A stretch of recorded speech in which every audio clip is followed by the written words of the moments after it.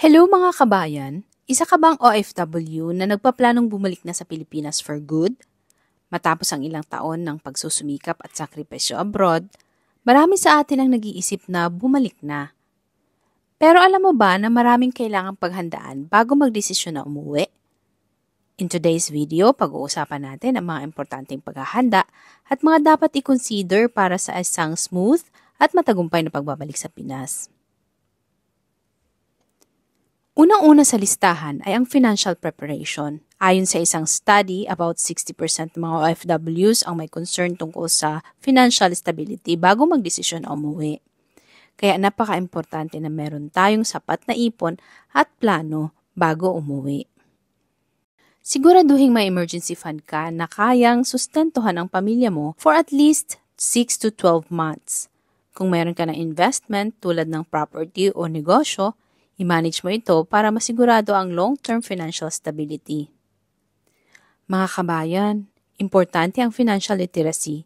Kung hindi ka pa nag-uumpisa, marami namang libreng online resources at webinars na pwede mong i-check. Ang tamang kaalaman sa budgeting at investment ay isang malaking tulong. Next, siguraduhin na meron kang matutuluyan pagbalik mo. Ayon sa isang statistics, marami sa mga OFW ang nag-i-strive na magkaroon ng bahay o lugar na matutuluyan bago pa umuwi sa Pinas. Kung wala ka pang sariling bahay, maaaring mag-rent ka muna habang nagsisimula ulit. Pag-isipan nyo rin kung saan nyo gustong tumira. Mas gusto mo ba sa probinsya o sa city? Mahalaga itong pag-usapan lalo na kung may mga anak ka. Dapat malapit sa schools at healthcare facilities. Anong plano mo pagbalik mo? Babalik ka ba sa trabaho o magnenegosyo? Marami sa mga kabayan natin na gustong mag-start ng business para maging stable ang kita sa Pilipinas. Ayon sa survey, 65% ng mga OFWs ang nag-iisip na magtayo ng negosyo pagbalik nila. Kung negosyo ang balak mo, dapat may solid business plan ka at mag-research ka tungkol sa market sa Pinas. Pwede ka ring umattend ng reintegration programs para sa dagdag na kaalaman. Mga kabayan, may mga reintegration programs at seminars na inaalok ng gobyerno at private organizations na makakatulong sa atin at gamitin natin ang mga resources na to. Mas the best sana kung stable na ang business mo bago ka pa umuwi, kesa magsisimula ka palang pag-uwi. At remember, kung balak mo pang magtrabaho, isaalang-alang iyong edad dahil for 60 years old and above, mahirap na, if not impossible, na makakahanap ka pa ng employer. Hindi lang pera at trabaho ang dapat ihanda, dapat din nating paghandaan ng ating mental at emotional well-being. Maraming OFWs ang nakakaranas ng reverse culture shock pagbalik sa Pilipinas, lalo na yung matagal nang nakatira abroad. Ayon sa report ng International Organization for Migration, ang mga damdaming ito ay mas lumalala para sa mga matagal nang nasa ibang bansa at malimit lang na nakakapagbakasyon sa Pilipinas. Kaya maging ready ka sa mga pagbabago sa lifestyle at environment. Mag-connect ka na ulit sa mga dating kaibigan at kamag-anak para mas madali ang transition mo. Siyempre, involve ang buong pamilya sa pagpaplano. Ang pagbabalik sa Pilipinas ay hindi lang tungkol sa iyo, it's a family decision. Pag-usapan niyo kung saan kayo titira, paano kayo kikita at paano haharapin ang mga pagbabago. Ang open communication sa pamilya ay susi para sa mas maayos na transisyon. Huwag kayong matakot magtanong o humingi ng tulong kung kinakailangan. At hindi dapat kalimutan ang spiritual aspect ng ating pagbabalik. Ang pananampalataya at spiritual life ay mahalagang bahagi ng ating resilience.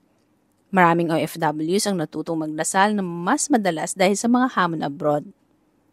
Bago tayo umuwi, magandang mag-reflect at manalangin tungkol sa mga magiging desisyon natin, sa mga plano sa buhay, at sa bagong chapter na haharapin natin sa Pilipinas. Hanapin rin ang mga spiritual communities sa iyong hometown o kung saan man kayo uuwi.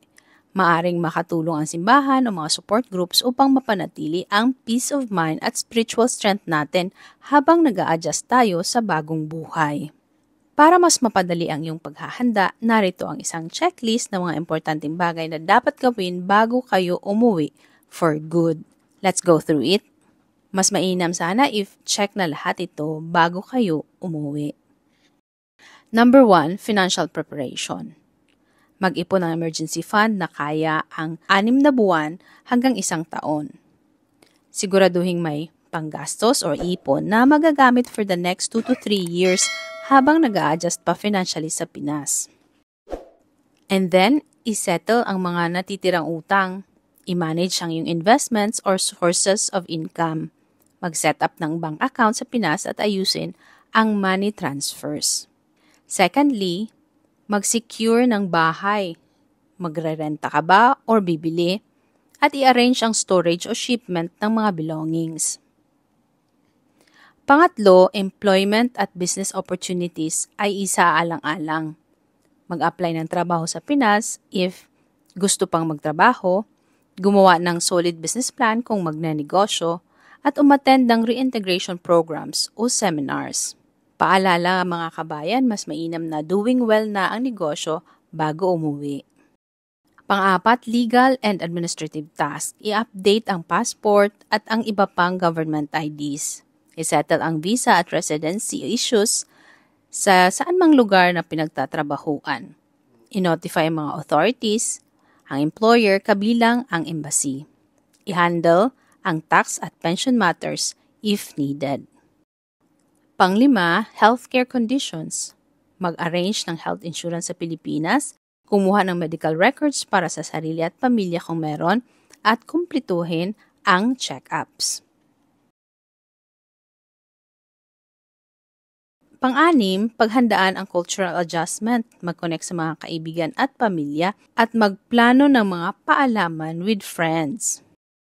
Pang-7, i-cancel ang utilities at iba pang serbisyo sa accommodation nyo, tapusin ang mga rental contracts at i-cancel na ang mga subscriptions at memberships.